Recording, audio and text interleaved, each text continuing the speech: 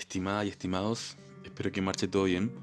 La lectura que viene asociada a continuación tiene por propósito que ustedes encuentren un vínculo entre las imágenes y el texto. Escrito en plena Primera Guerra Mundial, el filósofo y matemático Sir Bertrand Russell, Premio Nobel de Literatura, nos entrega una lúcida y honesta mirada sobre la felicidad y el miedo, dos pasiones del alma que están en constante diálogo y en los cuales se basan los principales motores de la vida y el arte. Ante los acontecimientos de la pandemia en el mundo y una crisis que estamos viviendo sin precedentes, nosotros esperamos que estas lecturas les entreguen esperanza y entusiasmo y que el arte se convierta en un refugio seguro y constante para ustedes. El texto dice así: en la vida cotidiana de la mayoría de las personas, el miedo desempeña un papel de mayor importancia que la esperanza. Están preocupadas pensando más en lo que los otros les puedan quitar que en la alegría que pudiesen crear en sus propias vidas y en las vidas de los que están en contacto con ellas. No es así como hay que vivir. Aquellos cuyas vidas son provechosas para ellos mismos, para sus amigos o para el mundo, están inspirados por una esperanza y sostenidos por la alegría, ven en su imaginación las cosas como pudieran ser y el modo de realizarlas en el mundo. En sus relaciones particulares no se preocupan de encontrar el cariño o respeto de que son objeto. Están ocupados en amar y respetar libremente y la recompensa viene por sí, sin que ellos la busquen. En su trabajo no tienen la obsesión de los celos por sus rivales, sino que están preocupados con la cosa actual que tienen que hacer. No gastan en política tiempo ni pasión defendiendo los privilegios injustos de su clase o nación. Tienen por finalidad hacer el mundo en general más alegre, menos cruel, menos lleno de conflictos entre doctrinas rivales y más lleno de seres humanos que se hayan desarrollado libres de la opresión que empequeñece y frustra. Una vida vivida en este espíritu, el espíritu que quiera crear más bien que poseer, tiene una fundamental felicidad, de la cual no puede privarse enteramente aún en circunstancias adversas. Aquellos que lo han encontrado están liberados de la tiranía del miedo, puesto que lo que estiman más en sus vidas no puede ser tocado por ninguna potencia externa. Si todos pudieran tener el coraje y la visión para vivir así, a pesar de los obstáculos y el desánimo, no habría necesidad de una reforma política y económica para empezar la regeneración del mundo.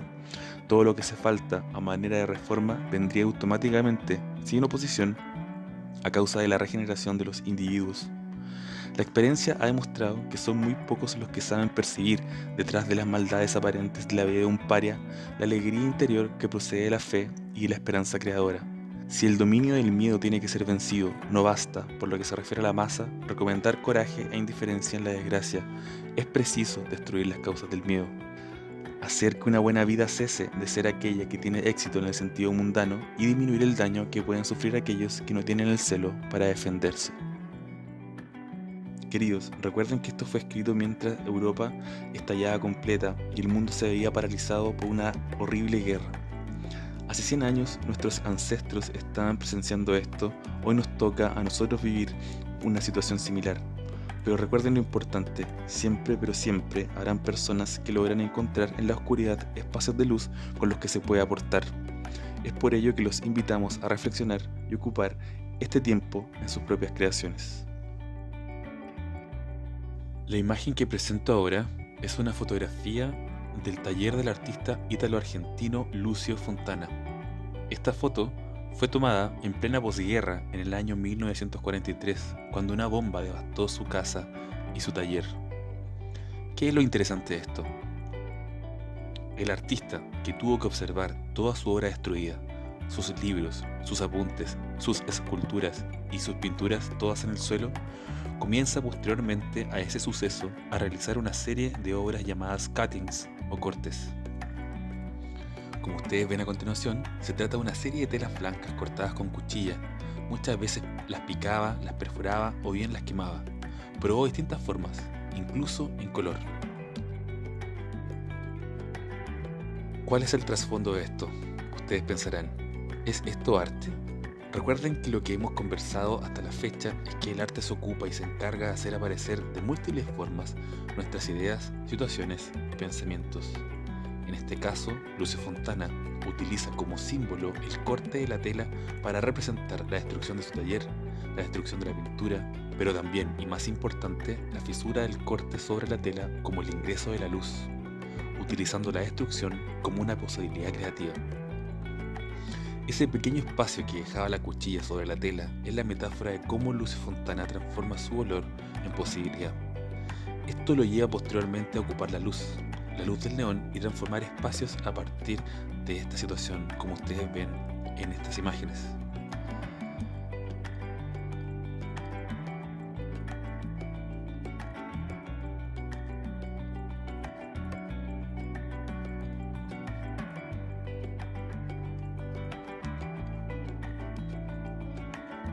Russell, con su texto, al igual que Fontana, con sus cuchillas, nos invitan a reflexionar en tiempos de crisis y nos hace preguntar, ¿cómo encuentro en estos tiempos de pandemia una posibilidad creativa? Piénsenlo y lo comentamos en la clase.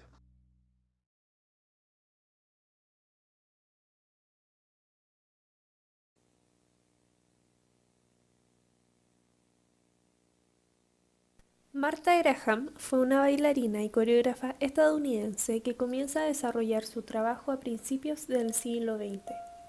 Junto a varios personajes destacados de la danza, consideraba que el ballet no trataba temas contemporáneos y que al contrario en él abundaban los argumentos livianos que solo se dirigían a una élite.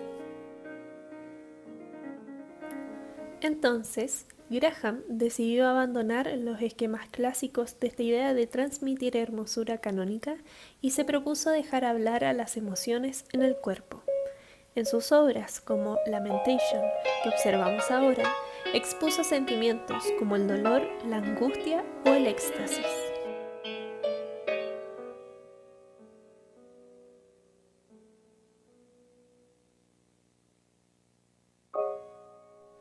Lo interesante del trabajo de Graham es la convicción con la que ella decide crear un espacio de libertad en el movimiento, en donde ya no se busca ocultar el esfuerzo, sino que lo muestra porque es parte de la vida. A pesar de ser criticada y que su trabajo fuera considerado antiestético, Graham se atrevió a generar un lenguaje en donde el cuerpo hablara, generara empatía y conmoviera.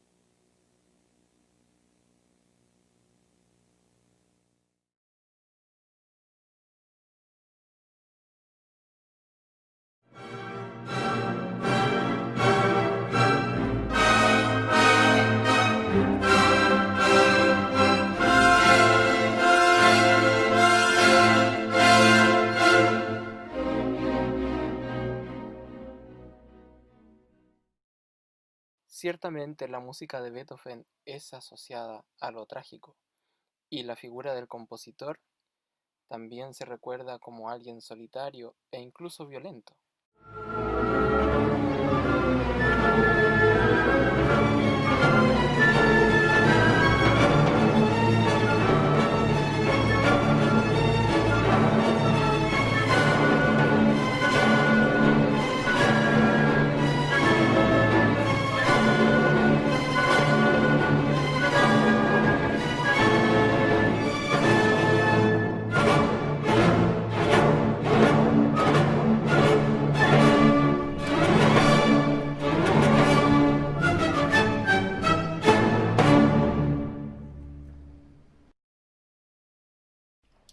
En verdad, Beethoven guardaba un gran sufrimiento. Padecía una enfermedad crónica que lo volvía cada día más sordo.